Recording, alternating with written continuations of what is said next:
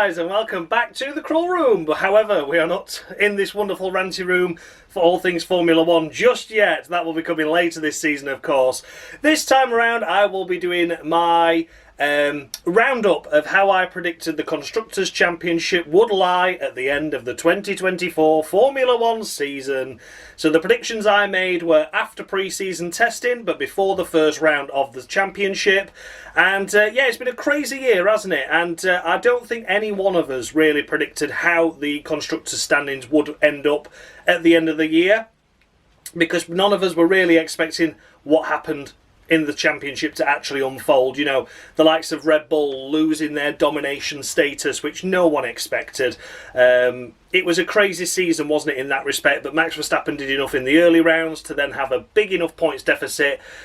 Other teams and drivers that were sort of challenging never really fully challenged, and then when it sort of looked like it were coming under pressure, Max took that fantastic victory in Brazil, of course, to just make it a practical impossibility once again. So yeah, it's been an interesting season of lots of ups and downs. There's been certain teams over-deliver on my estimations of them, and there's been a couple of teams that have under-delivered as well. Yeah, so basically we're going to go through the order of how I predicted them. So we'll start with 10th and work our way to 4th in how I predicted them, tell you where they actually finished and how their season went as a whole. So without further ado, we'll kick things off, shall we, with 10th place. So in my predictions for 10th place, I placed Haas. And they did a lot better, didn't they? Actually finished 7th in the Constructors Championship this year and were deserving of 6ths as well. Let's not forget that. They were 6th for quite a way of it. They were battling for 6th for quite a way of it.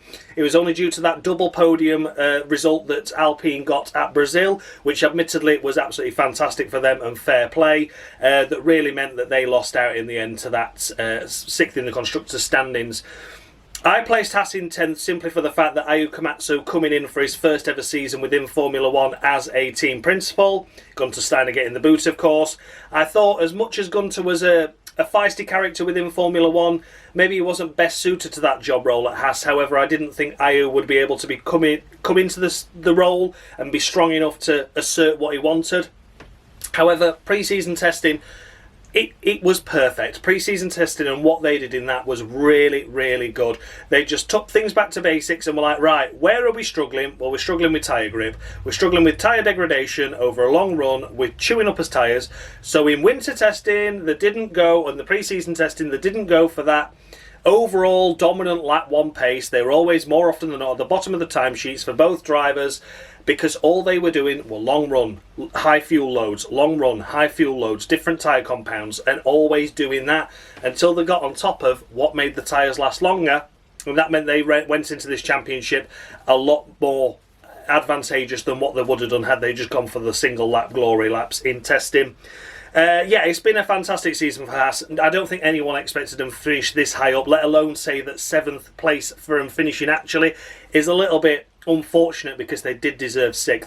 Fantastic, fantastic result for Haas. It's been long overdue a good result. Hülkenberg has been their main points earner, their breadwinner, so to speak, and has been really, really sticking in the results. Some fantastic drives. Kevin Magnussen has had his moments as well, but a little bit more erratic. I think if he'd have got a little bit more of a consistent driver in that second car, P6 would have easily been achievable in the Constructors as well. But they've both done a great job where it was needed. Haas, as I said, have exceeded my expectations, exceeded a lot of other people's expectations. And it's going to be interesting to see how they go forward in 2025 with Esteban Ocon and Ollie Behrman, the rookie. So, yeah, overall for me, I'm happy that they finished a lot better. I support Haas. I like Haas. I did like the drivers they had with them as well, even though I thought that Kevin Magnussen was past his prime, and I think we saw that as well. But, yeah, it was nice to see them do well. 2023 was a struggle. 2024 was much, much better. And yeah, they've far exceeded, I think, everyone's expectations by finishing 7th. I predicted them 10th. I was 3 places off. In 9th place, I placed Stake Kick Me Up the Arse Sauber F1 team with, of course, Valtteri Bottas and Zhou Guanyu. They did, in fact, finish 10th in the Constructors, and only courtesy of Zhou Guanyu with a superb 8th place finish at Qatar in the last couple of races of the season, picking up those crucial 4 points there. Yeah, that's the only points they actually scored all season long. There was some other flashes of moments of where they could have maybe scraped an odd 9th or 10th place result at the end. We saw Zhou Guanyu, of course, in the sprint race in China, his home Grand Prix, of course, be able to secure a 9th place finish on the road in that sprint. Unfortunately, that doesn't get you any points, but that was a great drive. Bottas in that particular main race for China was running around in that 9th and 10th area before he had an engine problem. We of course saw the really slow pit stops for Stake as well at the start of the season, where potentially Australia could have been points for Bottas, could have been a scraping a point or two there maybe. But even so, even if you put up the unfortunate reliability problems, the unfortunateness of just finishing 9th instead of 8th in a sprint, and the slow pit stops, you still don't accrue enough points to finish anything other than 10th place this season. Stake have been disappointing, more disappointing than I expected them to be. I didn't expect the driver lineup to be strong. I've always said that Bottas has passed it, but I think on his day he could still have a good race. We didn't even see that from him this year, and I think that proves it once again, where Zhou Guanyu was able to finish 8th place and score 4 points at Qatar. Zhou Guanyu also had a really strong race at Vegas where he just missed out on points narrowly, and it was an unfortunate season for him, to be honest. And towards the end of the season it looked like Zhou Guanyu was the better driver, and that shouldn't happen against Valtteri Bottas. Valtteri Bottas needs to stay firmly away from Formula 1 now. He's had his time, he's had his day. This season proved it. If anyone signs in like Cadillac for 2026, I'll be fuming, because there's so much young talent out there. The rookies had some opportunities this season and did well. That's proof enough that all you need is that the F2 drivers that have had a season or two in there and have done really well deserve a shot at the Formula 1 grid. Paul Aron's a fantastic rookie that's waited in the wings at Alpine, of course, now, signed up to the academy. He wasn't even in an academy last season in F2, and he almost won the title. He just had a couple of unfortunate rounds as a rookie year, but yeah, you know, Stake kicked me up the arse. A disappointing year, very disappointing indeed. I didn't expect much from him, but I didn't expect them to be this bad either. But they have been really, really dreadful. And like I say, even taking into consideration, if they didn't have slow pit stops, if Bottas didn't have that mechanical failure, if Zhou Guanyu would have finished 8th instead of 9th in the sprint, we still don't accrue enough points to finish anything other than 10th this season, which really proves how bad their year was. So yeah, 9th, I predicted them. 10th they did finish. By far the worst team on the grid this season by a mile. In 8th place, I placed Williams, and their actual finishing position was 9th. Williams this season, it's just been a tough one, hasn't it? It's been a lot of damage, lots of crashes, lots of accidents. I think someone tallied up, they've been involved in 32 accidents across the 24 races, which is not great, is it? That's all of their drivers combined, of course. That's not what you need, is it? Brazil was the big one, of course. 3 big, heavily damaged cars that weekend. Not nice, not good. That really sort of ruined things for them. We had Australia, of course, where Alex Albon had the big shunt and wrote his car off, and then they borrowed Sargent's car because they didn't have a spare chassis. It was difficult. They went through a restructuring phase at the start of the season, and I thought that would mean that they would be on the back foot, as to why they would drop from 7th in the standings that they got in 2023 down to 8th. However, it's been a little bit more tougher than we expected for them, for Williams as a whole, for the drivers. I don't think Alex Albon's had an exceptional season this season either, not compared to his 2023 status, but again, a tricky car to deal with at the start. Sometimes you underdrive because you just don't want to damage the car anymore, and then sometimes it's just totally out of your hands, like Canada, for example, where Alex was on for a good result there. A couple of points finishes would be possible. I think he'd have got 8th or 9th that race, but a spinning Carlos Sainz wiped Alex out. Another big damage bill for Albon and for Williams, and it wasn't their fault. You know, it's just been one of those years. That incident really just sums up Williams' season. Drafted in Colapinto, of course, got rid of Logan Sargent after he managed to smash it up that badly at Zandvoort. He set the car on fire. Colapinto initially looked to be doing well, got the team back up to 8th in the standings ahead of Alpine, with his fantastic race performances at Azerbaijan and at the USA Grand Prix, securing 5 points overall. And then he just became a shunt monster as well. So a difficult year overall. I didn't expect him to be this bad this season. The restructuring really did take a hit for the team at the start of the year. They sort of found their feet towards the end, but performance wasn't quite there because they were just having to spend the money on repairing the cars as opposed to updating them. So yeah, 2025, I'm expecting better things from them, big things from them. I'm expecting Alex Albon to be on form next year. He needs to be with Carlos Sainz alongside him, and they're going to be a great asset. It's going to be a strong lineup, that. I'm really interested to see how they're going to get on in 2025. But for now, Williams, I predicted them 8th in the standings at the end of 2024, and they indeed finished 9th. Disappointing season. Bit more difficult and a bit more tricky than I think all of us expected from them. In 7th place, I placed Alpine, and in the end, they actually finished 6th. Now, again, 6th place probably doesn't do Alpine justice. 7th place, I would say, was a lot more fair for them. However, that's the roll of the dice. That's the luck of Formula One. You can put all that money, you can put all your eggs into one basket, and then another team can just get one fluke result, and it changes the complexion of the championship totally. That's what Alpine got with the Brazil double podium, and it was a massive points haul that just jumped him from 9th in the standings up to 7th on the back of Haas, and then these upgrades that Gasly's car got just absolutely rocket shipped him his way through. Had it not been for Las Vegas as well, where Gasly had an engine failure, it would have been even more points and even further gap ahead of Haas. So I don't fully say that Alpine don't deserve this result. However, the most consistent of the B teams, shall we say, was Haas this year, and they were unlucky to miss out on that 6th place position in the end. As for Alpine, though, Gasly had a struggling start to the season, but as did Alpine as a whole. They were the worst team on the grid for the first few races. It was only the slow pit stops of the state kicking up the arses that meant that they finished behind them. That's how bad they were.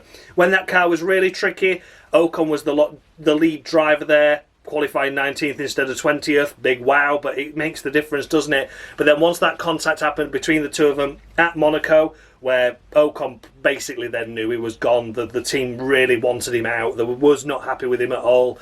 The momentum switched into Gasly's favour, and probably the team favoured Gasly overall as well. And then the end of the season was really strong for Pierre Gasly. Some great results. So P5 finish in Qatar. There's just loads of things went on at the end of the season that was all Gasly's way. And Ocon was struggling to get out of Q1 while Gasly was there qualifying in the Dizzy Nights of P3 at Vegas. And some great top 10 performances. So yeah, Alpine, I predicted them to be 7th in the end. They actually finished 6th. I think if we had a fair Constructors Championship that was just purely based on how good the team was across the season, you would put Alpine about 7th or 8th, but as it is with the points and how they're all dished out and everything, 6th place is where they finished. They had a really tough season, but a good result at Brazil, which I'm not taking away from them, and then the fantastic upgrades that Gasly's car had clearly worked at the end of the season, and they did a great job. So yeah, 7th place I predicted them, 6th place they finished. Next up, we come to the Visa Cash App Maxi Tampon RB. Buy one, get one free. Don't forget your Alpha Tauri, your Toro Rosso, your Minardi. Don't you dare. Don't you dare. One of those seasons, I'm afraid, I predicted them to finish 6th this season, and they in fact finished 8th, so I was a little bit off with that one, wasn't I? 2 places away from where I predicted them. I was expecting the car to be a little bit stronger. At the first point of the season, we got Miami under the belt, where Ricciardo had a great P4 finish in the sprint. Tsunoda scraped into the points there as well after a difficult qualifying, really made his way through. And then in the main race itself, Tsunoda picked up more points again. And it was looking like the RB squad were really going to do well, and were going to clinch that 6th place, no problem. However, the season went on, Ricciardo got worse, and they got rid of him and put Lawson in, of course. But the car lost its way in the mid-phase of the season. There was just something about it that just lost its edge. It were Q2 eliminations as opposed to getting at least one car into Q3. And that really hampered them. And I think towards the end of the season, they did give up, because Haas and then the Alpine of Gasly were the cars that were more consistently inside the Q3 appearances. And as mentioned, the RBs were getting knocked out into Q2 more often than not, and then that made it a tricky race for them to be able to scrape a point or two.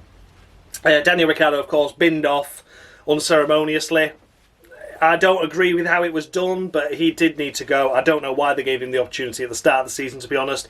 I said if it was an on-form Ricciardo, we could see some strong results, but it wasn't. He never able to string a season together.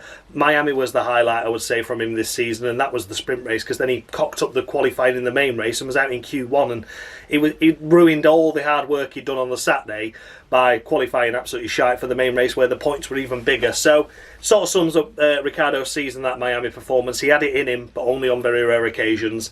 Liam Lawson came in, did okay, did solidly, but the main driver that season for that team was Yuki Tsunoda. Brushed off Liam Lawson, brushed off Daniel Ricciardo, and was the main breadwinner of points this season. So yeah, RB, I predicted him to finish 6th, actually finished 8th. A little bit off with that one. Then we come to Aston Martin, and what could be said about this one? I actually got it spot on. They finished 5th in the Constructors Championship. I predicted them to finish 5th. I think I said that Alonso would be the main point scorer this season. Of course he was. I mean, of course he was. And of course, Lance Stroll was just often biffing it off and having silly moments and crashing behind safety cars and crashing before the race even started on the formation lap. And then when he got going after crashing on the formation lap, drove into the gravel. Yeah, so it's been a frustrating season for Aston Martin. Don't even finish the season with 100 points for as a combined total, let alone for one driver, which is a big disappointment. Was it 70 odd points for Alonso, and then the rest of the few was made up by Stroll. So yeah, very, very tough. Stroll didn't score any points for like the last half of the season, last 12, 11 races. So for half the season, it was I've not even bothered being there. Again, Aston Martin started the season off a little bit further behind than we expected them to. Difficult one. We weren't expecting them to go into the season with podiums like they were in 2023, but I was expecting them to be around the 5th to 8th area. I was nowhere near. They were just literally the 9th and 10th place car. They were the 5th fastest team, and they were picking up those 3 points at the back of the pecking order of that top 10. And then when it came to the main races itself, and as the season progressed, they slipped slowly down. Haas had upgrades and they came through. RB had upgrades at the start of the season and they came through. So it meant that Aston Martin then, let alone being a comfortable 9th and 10th, were then squabbling for those just few places. Alonso had some great performances throughout the year, some great qualifying performances where he managed to get a car into Q3 when it didn't deserve to be, and then cling on and clamber onto a couple of points. The team lost the way. Once again, it's like we see it every season. They start with the car that it's its strongest and at its peak, even if this season it was only for 9th and 10th place. They try and develop it, they go backwards, they take the developments off, they go back forwards again. We saw that in 2023 where they lost the way. After securing so many podiums, they put upgrades on the car that didn't work and they went backwards, and it's difficult, isn't it? It really is. They've got Adrian Newey on board. 2025 is a write-off. Adrian Newey will have nothing to do with the concept of this car. So if this car is bad, everyone's going to start blaming Adrian Newey because they don't know how Formula 1 works. Adrian was able to go into the office of Aston Martin in the first week of January, and the 2024 car will already be getting built. There'll already be a chassis built. There'll be a lot of things already assembled. There'll be already things getting programmed, getting built as he walks into the office. So if this 2025 car is an absolute shitbox, it's not got Adrian Newey's name written on it at all. Adrian Newey is there to try and develop what shit has been created. So you're going to see potentially some differences in performances in the second half of the year, if any. And also, Adrian Newey will be solely focused on designing the 2026 car to the new regulations to try and see if he can get the edge there. That's what he's been brought in for. 2025, he may step in and try and improve the car if it is drastically bad, but if it is just the 4th, 5th fastest team, they'll probably just want to keep it there.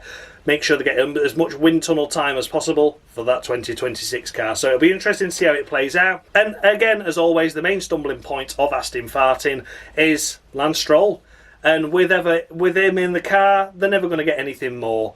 You know, you can have one driver doing absolutely fantastically. We've seen it with Red Bull this season, haven't we? With Max Verstappen and Sergio Perez. That's exactly what Aston Martin have been like all season. You've had Alonso driving a difficult car to some great finishing positions in the end. We've had a moment where Alonso had a wobble, but when Alonso had a wobble, that team weren't scoring any points at all. So, yeah, difficult year, but I predicted them 5th. I think I've portrayed it accurately at the start of the season what would happen to Aston Martin, and I've got it fairly spot on. 5th I predicted them, 5th they finished. I nailed that one. Bom bom bom. I'm giving myself a point for that one. 4th place I placed, I've got this one a bit wrong, haven't I? McLaren. I placed McLaren in 4th, and there they are taking the Constructors title for the first time since 1998.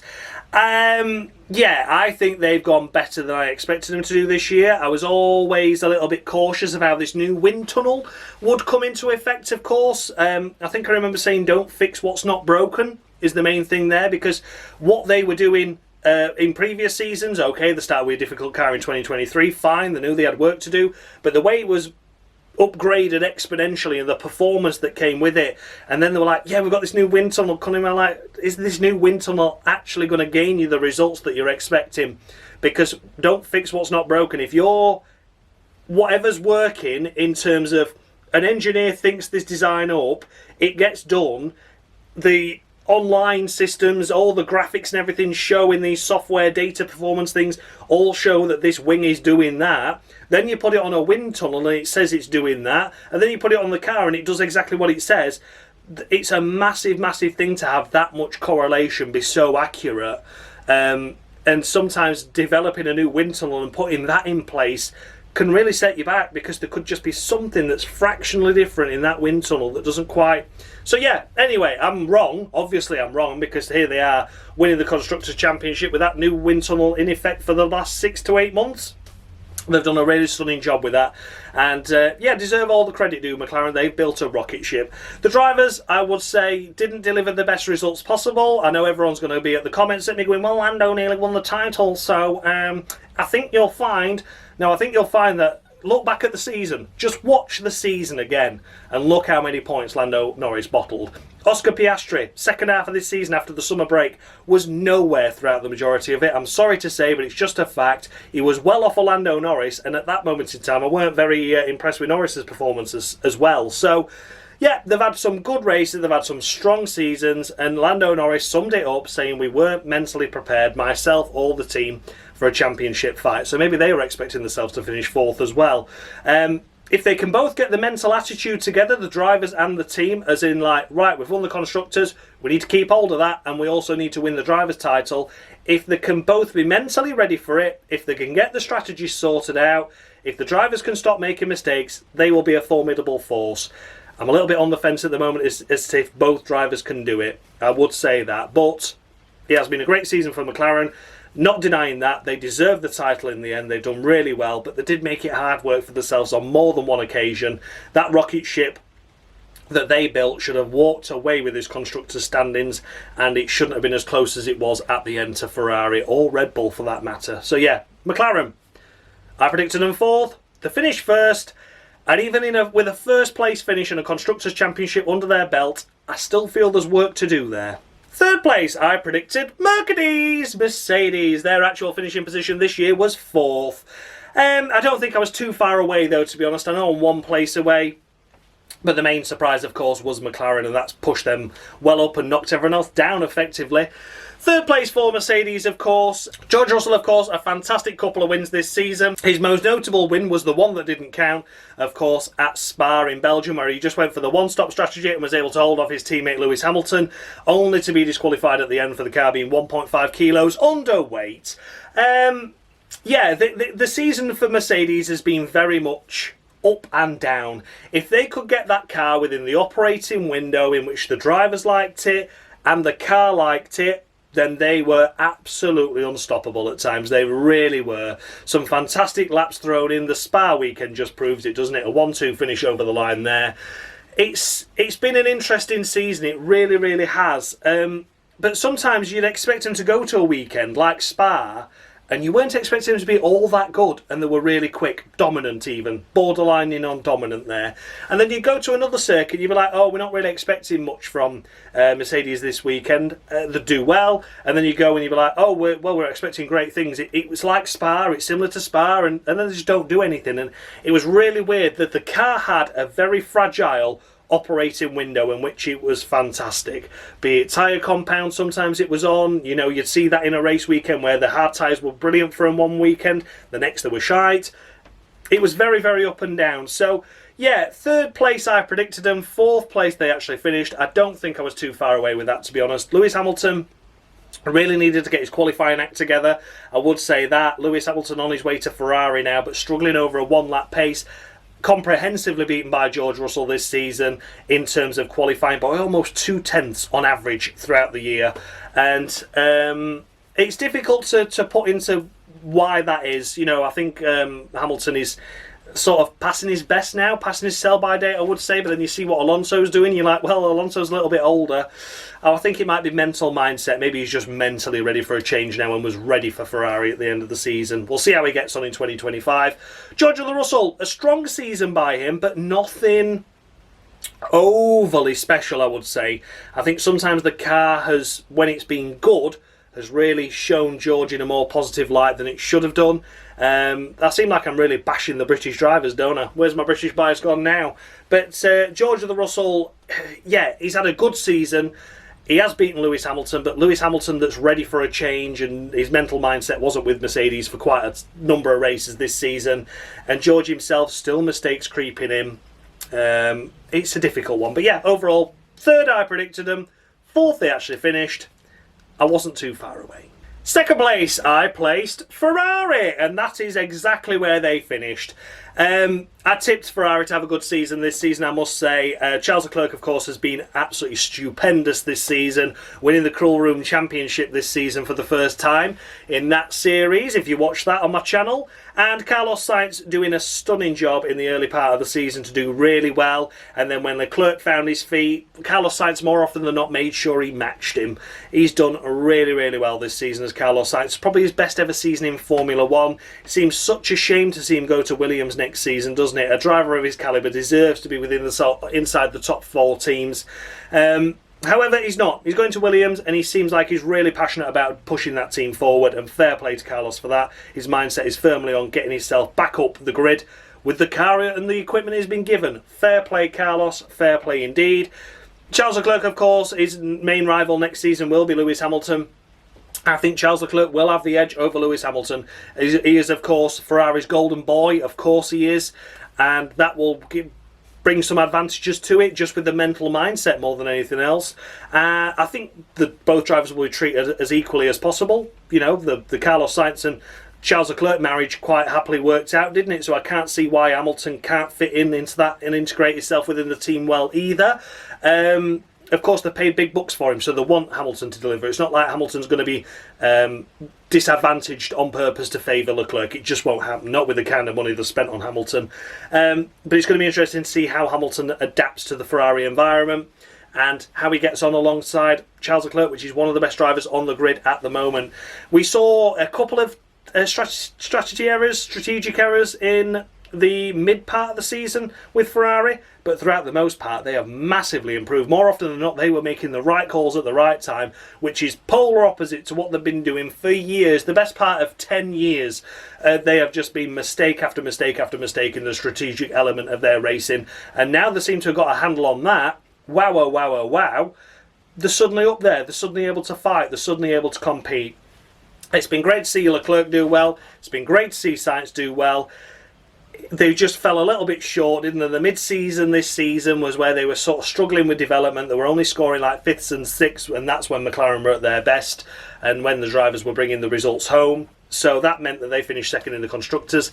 In theory, I think Ferrari deserved first, maybe I would say, in terms of a deserved championship, not how it actually played out. I'm not saying anyone did anything wrong. It's like Haas, isn't it? They deserved 6th. They didn't. They got 7th. But if you're going to base it on an overall season, I would say the performance of those drivers, even when the car wasn't the best, they got the maximum out of it, but sometimes that was only a 5th and 6th place finish, while you had the McLarens finishing well inside the podium places. Makes a big difference. So yeah, Ferrari, for their ambition this season, for what they have achieved this season, it has to be commended. Second place, I predicted them. Second place, they actually finished. Probably one of the best team driver combos we saw this season. And then in first place, of course I did. I placed Red Bull, didn't I? I placed Red Bull. I think everyone did. And here they are, finishing in third place, and that is mainly down to the fact of Sergio Perez, Checo, losing a huge amount of points for the team. Scoring only 40-something points in the last 16 rounds or something like that. Yeah, in a car that, fair enough, it lost its domination status after Austria, I would say that, but there was certainly always a top 5 finish in that car, top 7 at an absolute, like, worst case scenario. That car was only ever the 3rd slowest across the multiple races where it was the slowest car. Because I always think that when Red Bull didn't have the edge. There was always Mercedes that were worse, or Ferrari that were worse, particularly in that mid part of the season where 1 minute Ferrari were good and then they were rubbish, and then Mercedes took that place. I always think that they were fighting for that 5th and 6th place at all times, that Red Bull team. And Max Verstappen was getting those top 5 finishes all the time, more often than not anyway. And then Checo, absolutely nothing. The only thing that Checo could have done was score a podium at Azerbaijan, which he rightly deserved, but he had an unfortunate coming together with Carlos Sainz on the second to last lap. And that was it. That's the only flash of brilliance we saw from Sergio Perez after the first 4 races this season. That's it. So the first 4 races, that was the best we saw of Sergio Perez, and then he struggled to score points for the rest of the 20. Which is just disgusting, isn't it? It really is. So yeah, Sergio Perez ultimately cost Red Bull the Constructors this season. He should have been a lot quicker in the early stages. I mean, even if you look at earlier in the season, Max Verstappen won the first 7 of the first 8 races, was it? So Sergio Perez should have won the race that Verstappen didn't win in Australia because the car was still the fastest. And I don't think he got on the podium that race, did he actually? So, yeah, there was a lot of points already lost when the car was at its most dominant in the hands of Perez. And had Perez just been good for those first 8, like Verstappen was, and taking the second places all the time, like he should have done, that could have given Red Bull enough points to still secure the Constructors at the end, even with his dip in form, but he just dipped that early. Monaco was shunt after shunt after shunt, wasn't it? And then that's it, never found his feet ever again. And even if he did secure a podium, a P3 or a P2 finish at Azerbaijan, he still wouldn't have been enough points to overall either of these drivers' teams, so they'd still been third. So crazy.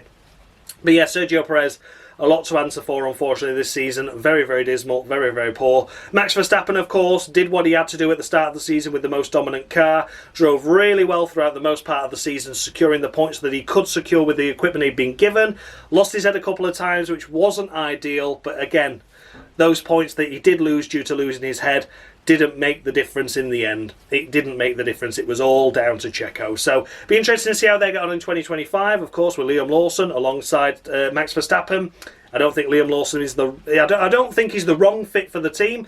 I just think he's been brought in far too early. 11 races over 2 seasons, and never really comprehensively beaten Tsunoda at all. Tsunoda has always been his comparison in 2023 and 2024.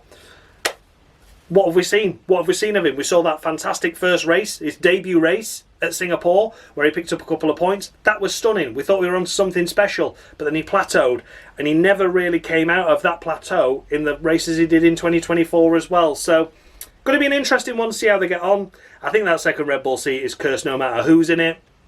I think you could stick another Max Verstappen in if there were twins, and I still think that second car wouldn't do as well as the first.